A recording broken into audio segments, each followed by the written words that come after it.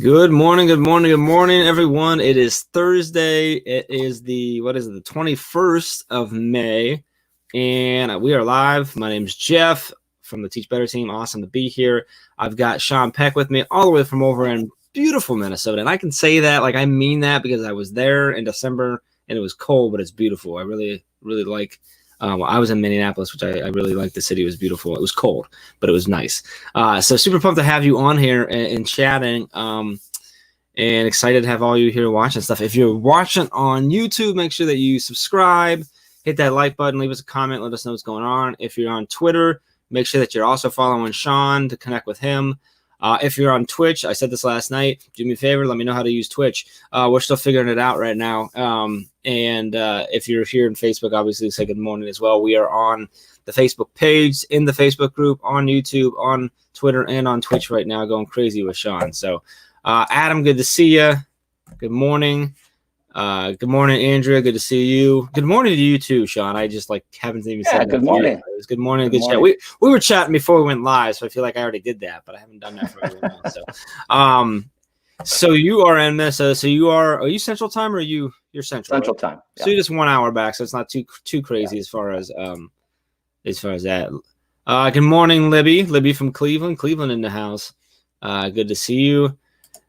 So Sean, for those that don't know you, aren't familiar with you, can you give us the rundown of who you are, what your role in education is, maybe a little bit of how you got there and what you're doing right now? Before you do that, though, good morning to Joe. Morning, Chad. Chad's here. But yeah, so share us, who is Sean Peck? Who are you? What do you do in education, man?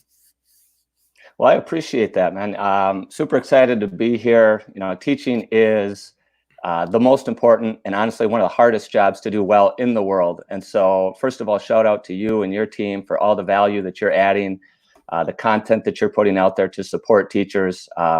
It's really a blessing that we have folks like you out there that are supporting the work that we do. Making me blush over here, man. Well, you do good work, and so you deserve your shout out. So, you mentioned I'm Sean Peck. I'm an assistant principal from Southeastern Minnesota High School over there. Been doing that for a few years. You mentioned springtime in Minnesota. We got to deal with a lot from about October to now, and we get about 2 or 3 really good weeks where the weather's nice and we all get outside before summer hits. So, that's what we got going on. Excited to be here. Awesome. Good morning to Carrie. Morning, Dave Schmidt. Good morning, Lauren. Holly, awesome to see you. Megan. Chad says, whoa, day made. He was talking about your comment there, which is awesome. So we had your, it's not counterpart, your partner, right? I guess your partner in crime. Yeah. Joe Sage. We met, Ray and I ran into him in one of your teachers. I can't remember her name. I feel horrible right now. I think it was Elizabeth Daniels, maybe. Yeah, I think it was Elizabeth. Yeah. We ran into them out in at Impact in Minnesota back in December, which we were just talking about, feels like forever ago. And then we had Joe on the podcast, which was awesome. You were one of the 3 people that he suggested that we all follow on Twitter. And then he was like, you guys got to have him on the podcast, which we just realized we hadn't done but I just sent you the link, so we're making it happen. But let's get him on the morning drop-in as well. So you and Joe are both, you guys work together at this school. Can you kind of paint that picture of what does that role look like when you guys are working together? And then I'd really like to know, then also right into what does it look like now? How has that changed now with COVID and everything? Yeah. So we basically do the exact same job. We split the alphabet up and technically he's responsible for some extra responsibilities, grades 9 and 10. And then I'm responsible for a couple extra responsibilities, grades 11 and 12. But if you were to walk into the building on any given day, we're just doing the exact same thing. And what you would see is, we're where the buzz is. At least I guess I'll speak for myself. I go to where the action is in the morning. I like to get there early before the buzz starts so that when it happens, I can be out of the office, where the kids are at. So one of the great things that we did this year is we really wanted to create an atmosphere at the high school where right when you walked in, you felt good. Kind of that first impression. We believe pretty strongly that how you feel really impacts how you perform and how you act and all that. So setting the stage right from the first moment. So we put greeters at all the doors. Our teachers are doing morning supervision. Well, we changed that word to morning greeting. I like it. So right when kids would walk through the door, pre-COVID, they're getting a fist bump, they're getting a high five, they're getting called by their first name, they're getting, told, we're so glad that you're here. We opened up the gym so that kids could come in and shoot baskets, which was usually where I was, breaking down kids one-on-one, showing them who was in charge and stuff like that. Music playing in the hallways, and just trying to create this atmosphere where school is just a great place to be, so that when the bell rings and you got to run off the first hour, you've already kind of, had a great start to your day. You've gotten some breakfast. Our goal is always to have each kid have 3 positive interactions with an adult, one always at the door of the classroom right before they walk in, but you still got 2 more to go. So if you see a student in the hallway, if you see a student in the lunch line, it's our expectation that you're calling that student by name and that you're making sure that they have a great experience. And sometimes that's what leadership looks like, is just making sure that people are seen, that people are heard, that they feel valued.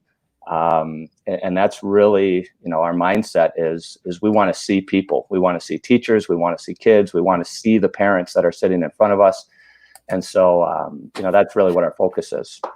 I love, and I know right now, obviously it's been effective, it's different, but I love and our good friend Don Epps does this at his middle school as well, is I love the idea of the first thing the kids get an opportunity to do is go shoot hoops.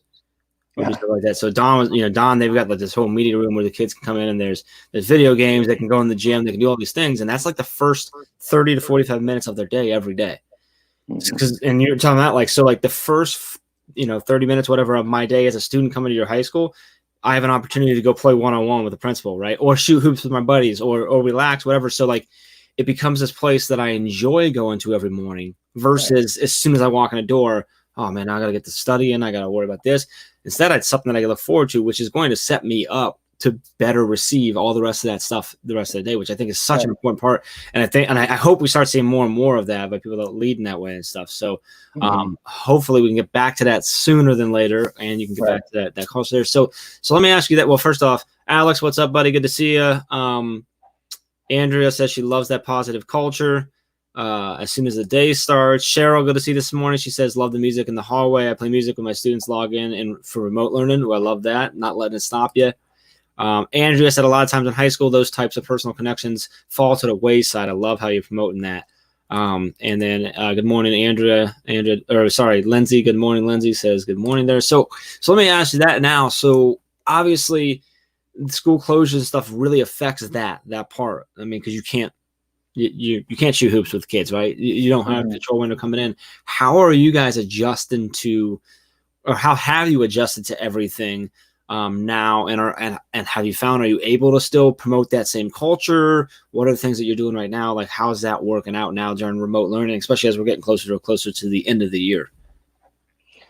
Yeah, it's been, for everybody, I'm sure, watching, a major challenge. We believe so deeply in connection and seeing people, like I was just talking about, and now you don't see people.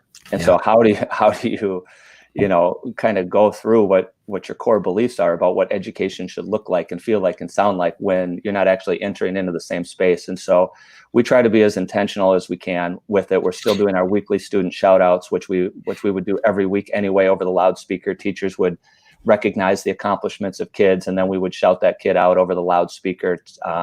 We still do those virtually. How are you doing those virtually? What are you using?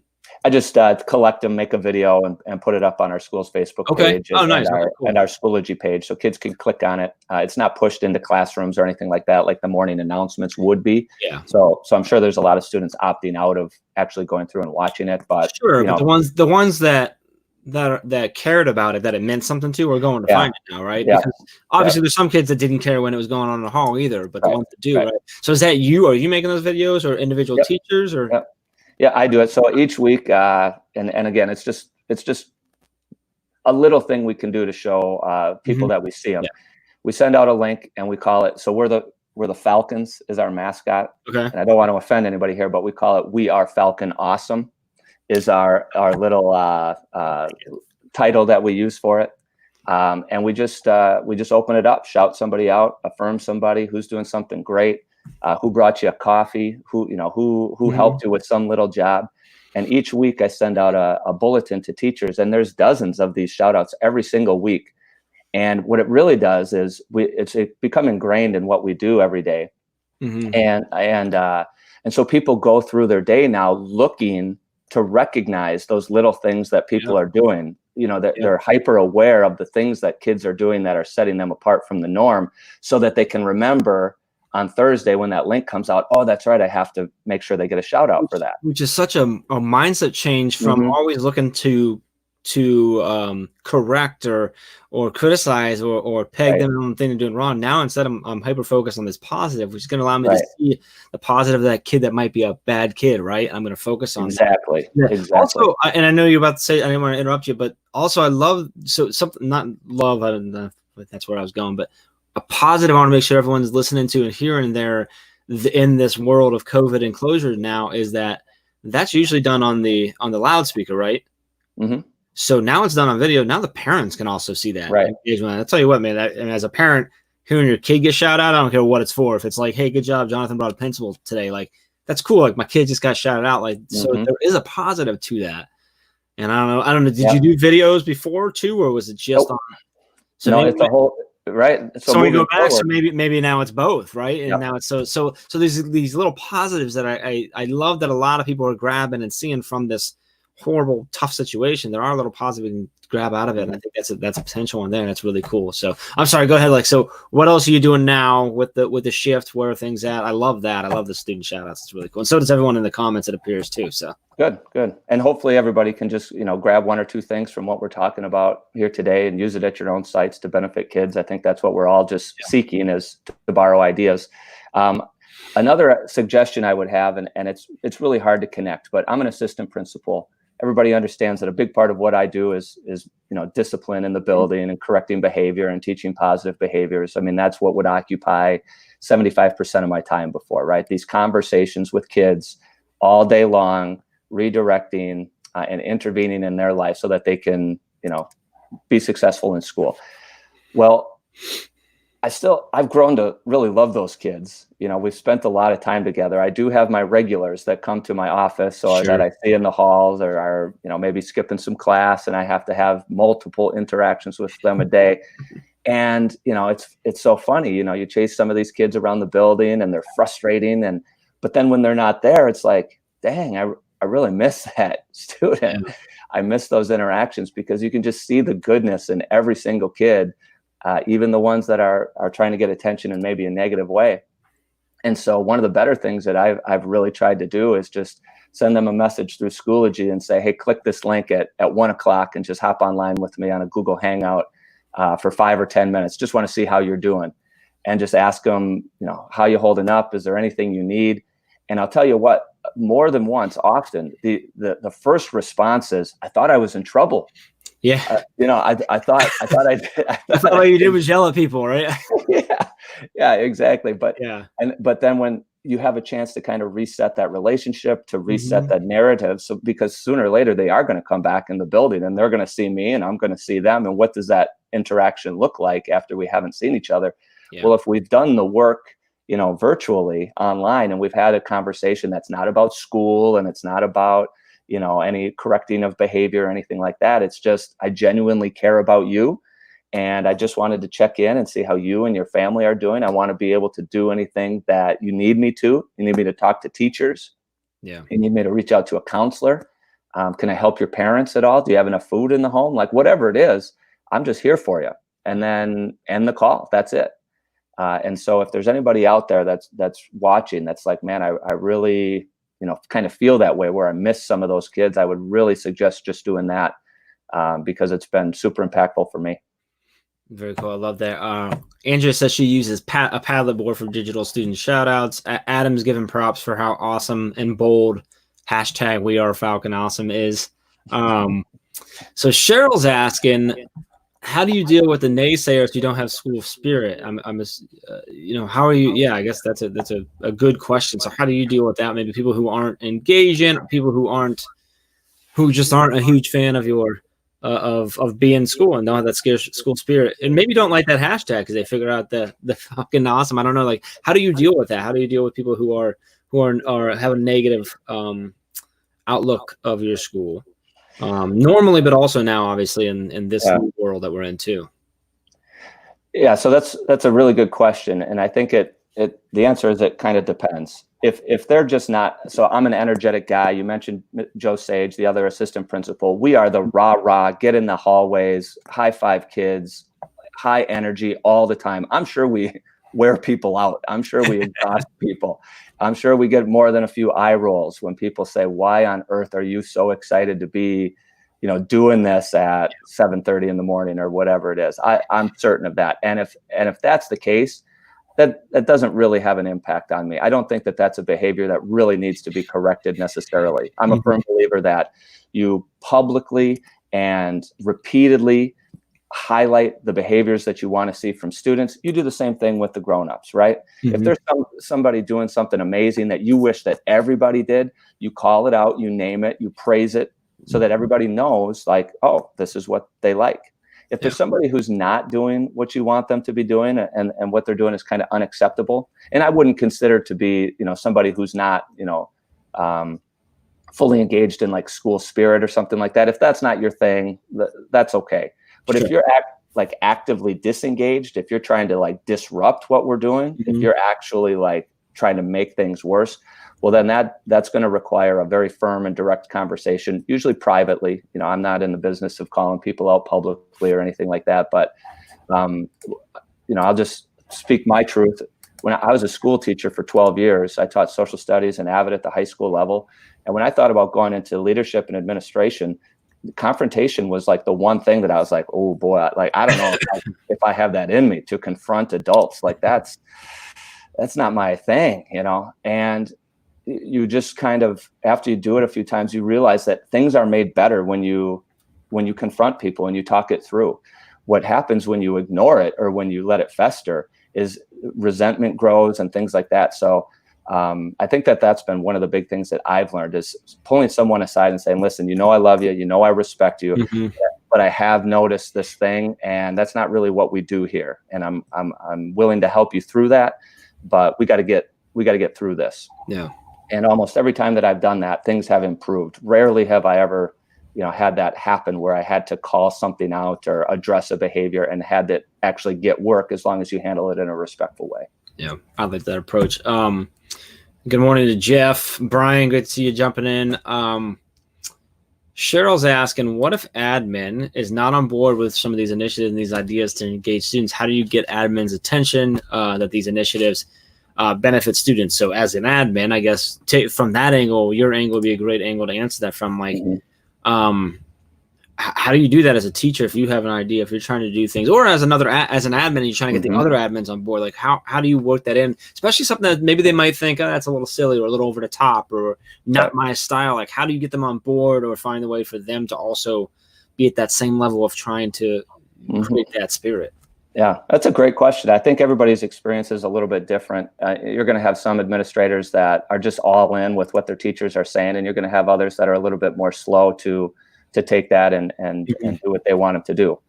So you got to know your own situation. But a couple general things: people in administration love data, and if you have some data to show that what you're suggesting is actually working somewhere else or is bound to work, if you can tie it to some research, if you can make an argument that's just, so first of all, one of my favorite lines in the English language is, I have an idea. When somebody comes to you and says, I have an idea, man, I get excited when that happens, because it means we're thinking about how we can make things better. And I'm all ears. I want to hear that. And honestly, I hear some bad ideas, and I have to say, well, let's think this one through a little bit. Or I think that we need to rework this idea before we implement it. But if you're coming to your leadership and you're saying, I have an idea, and it's just an idea, and you're going to like lay it at their footsteps, for them to do the work and for them to do the research, you might not get what you're looking for. We're busy, administrators are busy, teachers everybody's busy. And so if you feel strongly that you have an idea that's going to work and you want to do it for the betterment of your students, I really encourage you to do the work yourself, or squat up and get a team of people to do the work, so that when you present it, you can make a firm argument. You've got it worked out so that that principal in their mind isn't thinking, oh my gosh, I just don't have time to take this on. This sounds like a huge implementation, because oftentimes that is why we say no. We just can't. We just don't have the manpower. We just don't have the time. Sure. So that would be one suggestion that I would have, is just do that pre-work so that when you go and you say, I have an idea, they're going to be able to visualize it and see how it's actually going to be implemented. Gotcha. Yeah, that's such a big thing. I mean, just having an idea of how you're going to implement, or at least, or volunteers that are ready to help you out, even if you don't know exactly how it's going to work, saying, hey, I have this idea and me and these 3 people are ready to take it on if you're willing to help us, help the guys and stuff. So someone said good morning on Facebook. Facebook doesn't always show us your face or your name. So if you're on Facebook with us, if you just put your name in parentheses at the end, that way we can make sure we shout you out there. Come in with procedure and the why. That's from Adam. Right. Appreciate that. Dave says, what if you hear a good idea that isn't focused on your plan? Do you ever say no to good ideas? Ooh, good question, Dave. Do you? Yeah.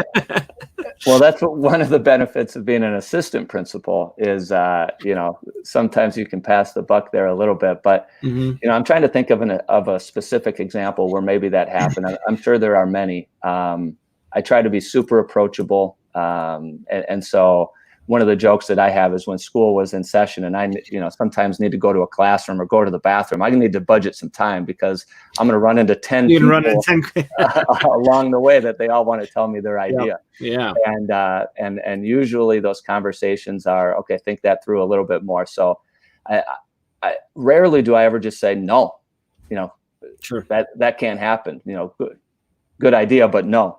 Usually think that through a little bit. Yeah, well, you said sometimes when you say no, it's because you just, you're not able to handle it. So you might have a great idea, but there's just no capacity to make it happen. So maybe it's a no, but more of a not yet, let's think through, like you talked about. I like that it's not necessarily ever a no. It's a let's think through that, and the let's think through that might be this is a great idea, but yeah. And I also think that these 3 things need to happen first, or whatever. So right, yeah, and I also think that by now the teachers in our building, I'm very open about my views about what school should be about. We exist for kids. Everything we do is student centered. If it's not going to have an impact on a student, we might have to think that through a little bit. Not saying that we shouldn't support teachers, absolutely, sure. And we do a lot of things to support teachers so that they can then support students. But I think by now a lot of the teachers kind of know where I'm at and where Mr. Benty, our building principal, is at. And so they understand our vision. And so the ideas that they are bringing are usually tied to that vision and wanting to advance it. And I think that that's a big part of leadership is your people got to know sort of where you're at and what you're about. And if they don't, you need to spend a little bit of time working through that. And maybe that's one of the reasons why we're more apt to say yes, is because people already know what direction we're going and what ideas could help us achieve those means. Yeah, they've got to know what the vision is for the school and what's important and what values are supposed to be there, so that then when they're coming to you, they're more aligned because they're already thinking through some of those questions, right? So I think it's a big thing. Alex says sometimes you got to squat down to chat one-on-one. Sometimes you got to squat up to work together. I like the hashtag squat down, squat up. Dave says, Sean, you are the AP I wish I was. So Dave's now in the assistant superintendent role, but that's a huge compliment coming from Dave. I don't know if you know Dave Schmidt or not, Sean, but you should definitely connect with him. Dave, make sure you follow him on Twitter. Get you guys connected. Dave and I, we were live yesterday afternoon and everything. We've been doing the last 2 weeks. Well, we've been doing it for a while, but we started with streaming live the last 2 weeks, just getting some virtual cocktails together and talking nonsense. So yesterday's talk went all crazy into running and dancing and ice. I think we were talking about figure skating and gymnastics at one point. Andrew was on there. So Dave's a good guy. So that is definitely a huge compliment there. Yeah, thank you. That's great. Thank you for that. Andrea says I hear no a lot with no follow-up discussion. I like how you handle it. Andrea's looking for a job with you. So no, we got jobs open. We got jobs open. Andrea, I don't know. It's not that far from the Chicagoland area over there. We're looking for great people always. So let's talk through that. So not through that. We don't want to get into that. But so with all the changes, so you guys, when did Minnesota? When did you close down K-12? Was it right there that second, third week of March? Yeah. So actually, early on, we at our high school in our district, we had a very early spring break this year, and I'm not exactly sure why, but we left for spring break on whatever that Friday was, the first Friday, like March 9th or something, like before all this happened. Mm-hmm. And I have just the most vivid memory. It was a beautiful March day in southeastern Minnesota. We fell for it again. We thought that spring had arrived in early March, and of course it didn't. It was just one random beautiful day. But we all knew we were going to get a week off. And I'll just speak for myself. I was so excited to get the heck out of that building. Yeah, I needed a break. I was exhausted. We had just implemented a very big initiative, moving our schedule around. And that required a lot of logistical legwork and thinking and just managing that big change. And I was a little bit worn out. So I distinctly remember getting in my car and thinking, thank God I'm leaving this place right now. And if I would have had any idea that the whole world would be flipped upside down in just a few days after that, and that we would never go back. So a lot of schools had the benefit of knowing that this was coming, telling their kids that they love them, coming up with some plans for distance learning, distribution of materials. We were on break when school shut down. So we had no contact. We had no ability to come together until after the fact. And it made it really hard logistically. But more so, we just that closure that, when we think about this time of year and being able to say goodbye to your seniors and honor them and just tell your kids, man, I really loved having you in class and I learned so much from you, and just all those things that all teachers do every year with every class. We just never got a chance to do that in a really meaningful way. And it just really feels like something has been missed. There's this void that we're all just forced to kind of navigate through. So when we did come back from break, we were super focused on, what this is going to look like, and teams of adults and man, just some of the most honest and frank. I mean, we didn't have time for semantics, and we didn't have time for, getting into the weeds. We were just all business. What is this going to look like? And one of the things I'm super proud of from our district is that we were hyper focused on making sure that we were being as equitable as possible. How do we make sure that our students who rely on the food that the school provides, that the only meals they get are their breakfast and lunch at school every day? How do we make sure that them and their families can eat? Yeah. And we devised a big plan where school buses every day, even today, are dropping off meals in our neighborhoods, and came up with a system there. How do we make sure everyone has a device, has a hotspot, has access to mental health, to chemical health supports? And it was only after all of those things got sort of handled that we said, okay, how do we now create world-class education opportunities for our students and make sure that they're continuing to learn? Because we know that if those basic needs aren't being met, it doesn't matter how engaging or how thoughtful your lesson are. Nobody's going to learn a darn thing if they're hungry or if they're struggling with anxiety or whatever. So we did a good job of putting first things first. And I think that our learning outcomes were better because of it. Yeah, I agree. Holly said I wish I had an advanced knowledge of the closure. We found out Sunday on 5/15 at 4 the close was going to be closed. Yeah, it was interesting. So I'm in Ohio, and Ohio was the first to close K-12. For I can't remember what the original plan was for how long, but it's going to be at least like 2 to 3 weeks. And so our teachers, that happened on like a Monday, Tuesday. So they had a couple of days, and they used that Friday to send home as much stuff as they could. And then things started the following week. But I remember it was still that following week. So that must have been the week that you were then on vacation, on spring break, because it wasn't until the following Friday that I was actually on my way to Chicago with Chad and one of our teammates. We were driving six and a half hours to Chicago we were actually supposed to be meeting with the whole team and stuff like that. And on our way out, we were listening to news and stuff, and it was just like every hour it seemed like 2 more states have closed, another state. It was just it's crazy, like how much it changed just across, 24, 36 hours right there. So many teachers that in the same spot didn't have this opportunity to, to say, and even like, even the teachers like in our area that we were, like I said, first state to do it, but they didn't realize, they were thinking it was going to be the week before spring break, and then we had spring break, maybe a week after, and then we're going to be back. And that didn't happen. It's just, we all thought that, it's really tough. So, so what have you guys done to try and replicate that the best way you can? How are you handling, are you still in session? Are you done now? Where are you guys at with that? And what are you doing as far as trying to continue those connections at the classroom level with teachers and stuff?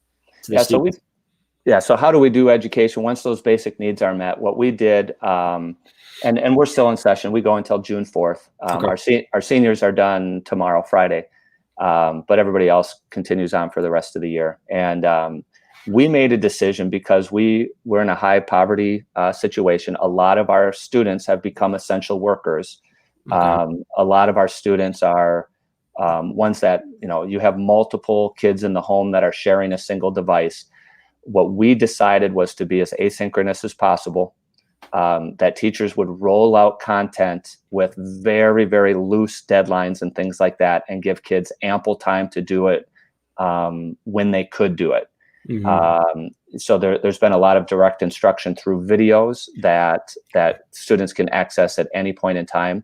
I was fortunate enough, we all kind of squatted up, and I was working with our 9 through 12 language arts department and our 9 through 12 math department. So I was involved in all of those meetings, and right down to lesson plan and how are you going to gather feedback, and how are you going to grade and assess when you can't do a written math test in class. How are you going to be able to have that student show understanding? And those conversations that teachers were having early on in this process were just some of the best I've ever been involved in, because we were just hyper focused on all of these things that honestly we maybe should have been focused on before, but just wouldn't.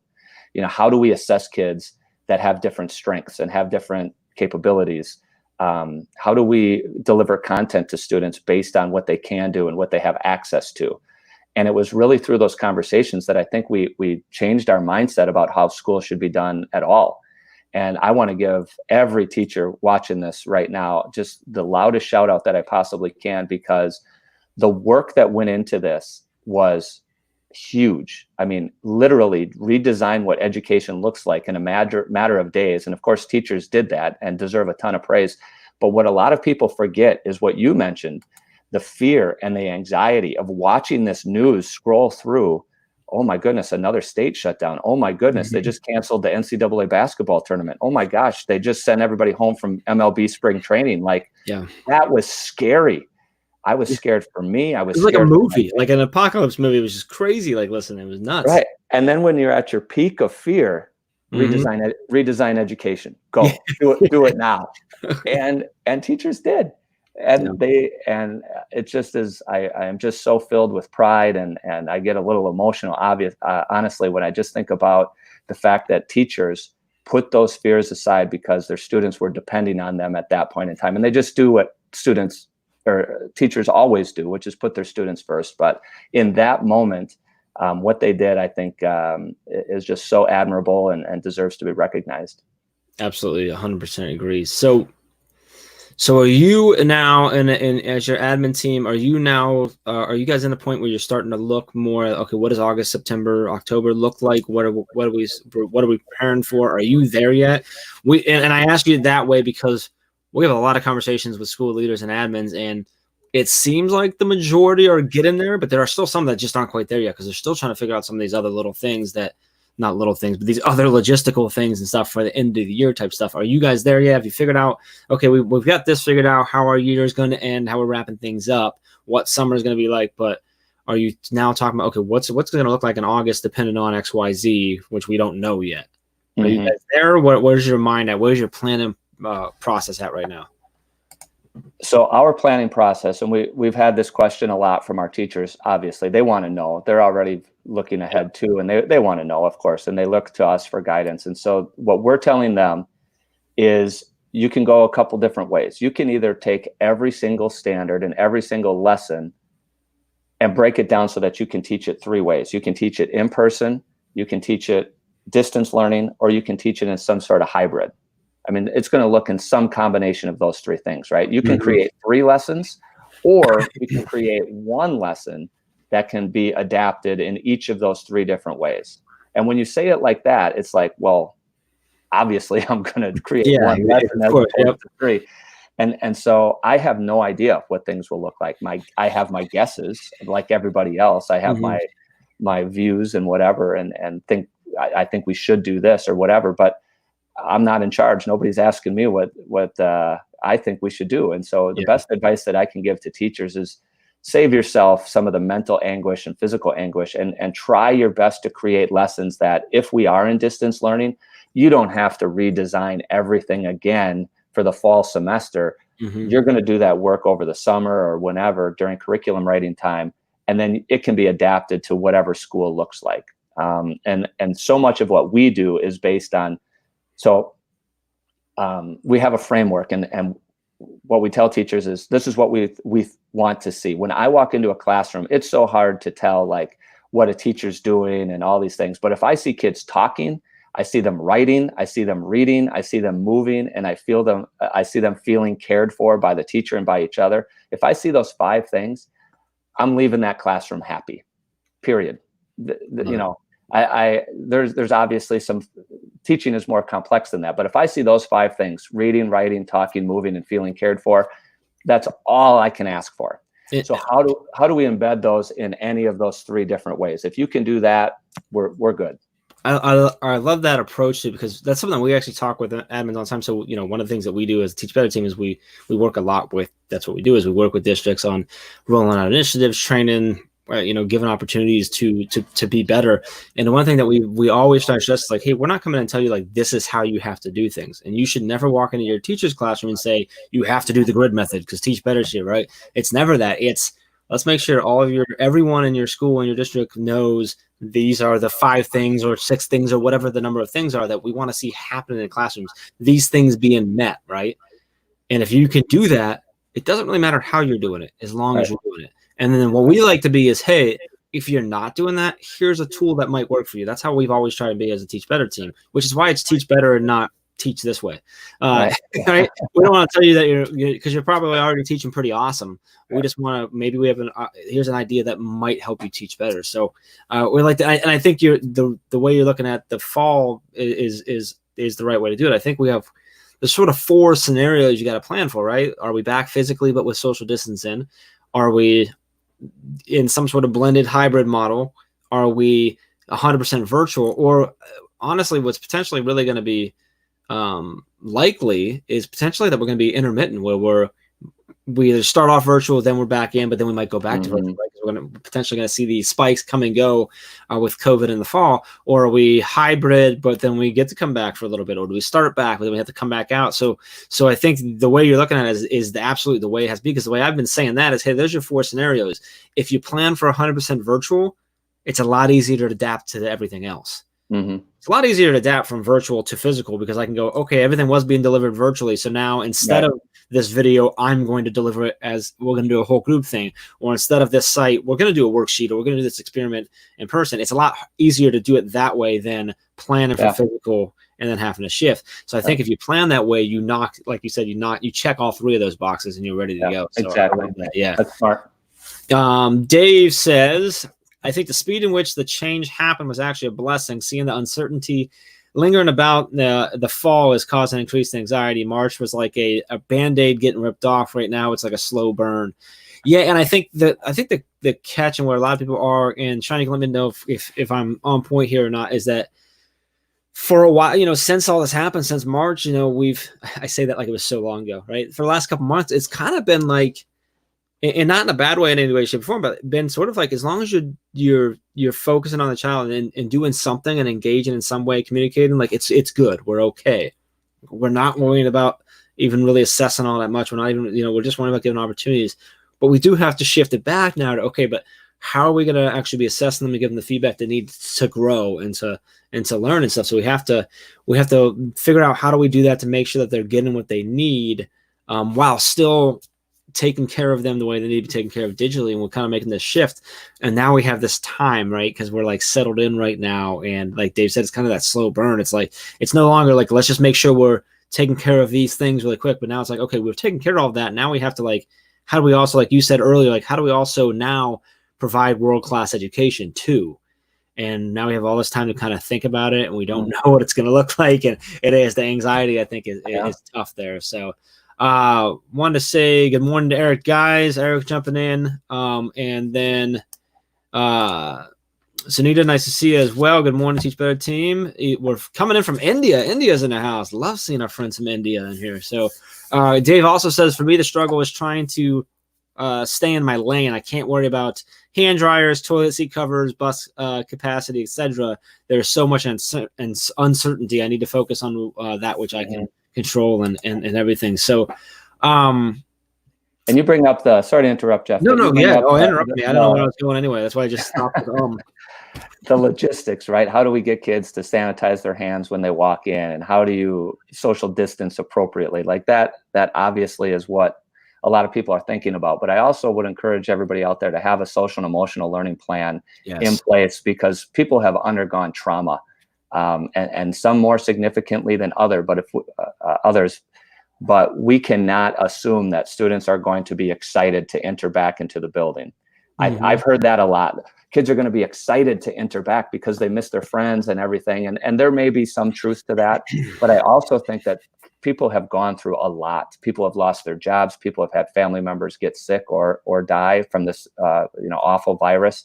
Like, people have really been filled with fear and anxiety, and schools are going to have to be able to have plans in place to meet that need, as well as just kind of combating the physical germs that we know we need to combat. So as if schools needed one more thing to worry about, I think that needs to be almost at the forefront of what we plan for next year. That's a huge piece. Yeah. And when you're thinking through those different scenarios that you have to plan for, like, that's gotta be a piece of that. Gotta be. And honestly, I mean, that's also got to be something that should be always on the list, no matter what. But even more so right now, it's really heightened by this. And also, I'll second on that. Like, it's your kids coming back might not be excited to come back, but honestly, some of your teachers might not be either. They're going through this trauma too. They're dealing with it. They may still be anxious about the world and the safety. Just because the state or the federal government says it's safe doesn't mean that everyone's going to feel safe, right? So they may not be okay. The community might not be okay with reopening or sending their kids in, but they might have to or whatever. So there's so much of that. I think there's got to be that a lot of communication, talking to everyone, and that, like you said, that SEL plan of how do we make sure that students, teachers, faculty, admins, the community, everyone is talking, that we're here for them, that they know that we care about them, that we're thinking about it. So yeah, that's crucially important. So definitely going to be, like Adam says, SEL is going to be essential and need programs for all within the community. Absolutely agree. Hey, I haven't said this yet. If you're listening on Teach Better Talk, this was obviously pre-recorded, but make sure you give us a subscribe, rate, and review would be awesome. But then also go follow Sean Peck. It's at Sean Peck 6, the number 6 at the end there. But then if you are listening on the Teach Better Talk, the best way to get in here and interact is to get in the group. So you should come and get in the group. Actually, tomorrow, Friday, is our last daily drop-in. We're actually wrapping up this for I guess forever. I don't know. We'll figure it out. So tomorrow is our last drop-in. So hopefully you'll join us then. But the nice thing about these drop-ins, you can go watch the videos in our group at any time. They're all saved there. They're all saved on the YouTube channel. They're all put up on the podcast as audio form as well. So super cool there. Love to see everyone jumping in on different ways. We've got people watching from all over right now. So let me ask you, let's go. We're going to step off to let's talk about Sean Peck personal here. So what are you doing? Let me ask you, like, so with the school closing and more of the shutdowns, what aspects of your personal life, the things that you like doing, what aspects of that were kind of like cut off or taken away? And how are you adjusting to quarantine life? Are you, like, I don't know, did you like to go out and play sports? Did you run? Did you like to go to certain activities that you can't do now? Where are you at like that? How's your family? Like, how's everyone dealing with this quarantine portion of this? That it's one thing, all the stuff you have to deal with as a principal, but now also as a human. Where are you at there? How you doing? Yeah. It really should have been my first question. I should have shown that I cared, but whatever. We're here now. We got to it, right? No. So I guess I'll answer it like this. I'm super blessed, very privileged. I got a fridge full of food. I have 3 wonderful children, a 2nd grader, a kindergartner, and a 3-year-old. Wow. Got a great job. My wife, multiple college degrees. Like, we got it all. We got it all. We got everything we need. Strong Wi-Fi signal. We got it all. Mhm. And it still is really, really hard. When we're trying to be, we got jobs and we need to do our jobs and provide leadership for our school and our teachers. And then I also got to be kind of a 2nd grade teacher and a kindergarten teacher. And then we got 2nd grade, kindergarten. I feel you. Yeah. And then we got the 3-year-old who, I'm a little bit surprised he hasn't made an appearance so far. So we may have to stop and have him make an appearance. Sean. Yeah, Can we make that happen? Yeah, we might have to. But no, it's been wonderful to be around my family more. I mean, certainly I work long hours when life is a little more normal, and so just being home for every meal and being around. But also, I think it's added a little bit of perspective of what a lot of our families are going through, because there's certain times when I'm in a staff meeting or department meeting, and I got to go. I got a screaming child or I just can't do this right now. And I think that if I'm asking my team for that level of grace, of I have to be able to put my family first right now, and everyone understands that, everybody gets it. And I think that we also have to do the same thing for our teachers, for our parents, for our kids. Everybody's fighting tough fights. Yeah. And I'm fighting tough fights within, my own home. And like I said, when I started, I'm more fortunate than anybody. I mean, who's got it better than us? Nobody. And we're still fighting hard. So you mentioned you had a 2nd grader in kindergarten. Is that your experience too? Or are you? Yeah, it's been an interesting one for me, because I've worked for myself and worked at home for the last decade. So I mean, there was a period in there where I had an office as well, but I've always worked, at home. So I'm pretty good at that.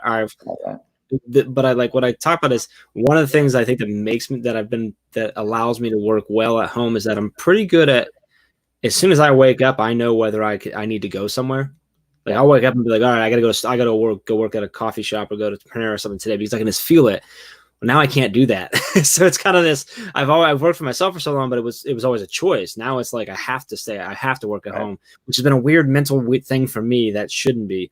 Also been interesting, a lot of neighbors and friends and family that I talk to who, with the shift to remote, like either they are taking like sort of a leave of absence from the job, or the job just became a little, I don't want to necessarily say easier, but flexible, where they just have to check in every now and then or whatever. And they're like, oh, I'm doing this home project, I'm doing this, that, whatever. And I'm going, I think I'm working harder than I ever have. Like, no doubt about it. Than we ever done right now. We're trying to support all of our schools. We're flipping everything to virtual. We're working with all of our partner schools on how do we continue to support you, but virtually now, because normally we're in schools. That's like one of our biggest things, that we go in all the time. And so all this stuff, it's just been an interesting flip for me. The kids have handled it well. My wife's still essential, so she still works. So there's like I said, like just like you said, like we're extremely fortunate. We still have both incomes. We have Wi-Fi. We've got multiple devices. We didn't even have to get a device from the school. We're in such a good spot, but it's still really difficult. And it makes you think, what if someone just didn't even have one of those things that we have? Right. I mean, the thought right now of being a single parent is just like heroes. Yeah. I mean, that's tough. Any given day, I always think, I'm like, holy cow. But like, in this situation, especially if you're trying to work and dealing with all that stuff, for me, luckily I do have a flexible schedule anyway. Normally I have a lot of control over my schedule. Some might even say I'm the boss. Yeah, Ray would disagree. But like, I don't have to worry about getting yelled at for if I got to step off with my kids and stuff like that. And so it really is, but it's still difficult. Right. And so then you think about, like you said, that empathy for someone who doesn't have as many fortunes as you have. It's really tough. But overall, we've been doing pretty good. We've been good. Kids are doing well at the school. Their teachers have done a great job adjusting and shifting to the online stuff. And I got to watch my son do they were on there for like over an hour Google Meet with his classroom and stuff, which was hilarious. My son's in 2nd grade, but he's basically a teenager the way he acts. So I'm trying to get him set up. He's like, Dad, I'm hungry. I don't want to do this. I'm like, you can eat and be on camera. It's fine. He's like, And as soon as he gets on and all his friends, he just lights up again, and he's just talking and laughing, and I'm like, it's fun. It's entertaining. I don't have the additional 3-year-old run around. That's where it adds an extra layer. It sure does. That's phenomenal. So all right, so we're about 10 till an hour, so I'm gonna let you get to your work. But I really appreciate you coming on. This was great. I could tell by all the comments, everything, a lot of value shared, which is what we're trying to do here. So I really appreciate you sharing that. Everyone who's watching, listening, commenting, just so you know, Sean and I are figuring out he is going to come on Teach Better Talk, so we're going to get to dive into his story a little more and stuff too. So I don't know when that'll come out or whatever, but I'm making it publicly known now, so he has to sign up and get on the podcast. Now I'm obligated. Okay, but make sure you follow Sean, get connected with him, and continue this conversation with him. Appreciate all of you. I will be back live tonight after the Mastery Chat. So hopefully you'll join us tonight, 8:00 Eastern Time on Mastery Chat over on Twitter, and then also come back on any of these platforms. So I'm going to stream everywhere again to chat. We've got the crew from School Status coming on. The whole team's running the chat, and I think we got a couple of them coming live as well. And then I will be here live tomorrow morning for our very last daily drop-in. It is going to be myself and Ray Hewart and Hans Apple coming on, and we're going to be talking about Hans's new book that drops tomorrow morning, Award-winning Culture. We're going to be announcing the 5 people that are winning 5 copies of his book. We're going to be digging in. We're going to try and get him to give away a whole bunch of secrets from the book, and we're going to talk, and it's going to be our last one. So hopefully you join us tomorrow, and we can make a big hoopla out of it and everything. So it was great seeing everyone this morning. Sean, truly appreciate you, man. And everyone have an amazing Thursday, and we'll see you tonight and see you tomorrow morning. Have a good one.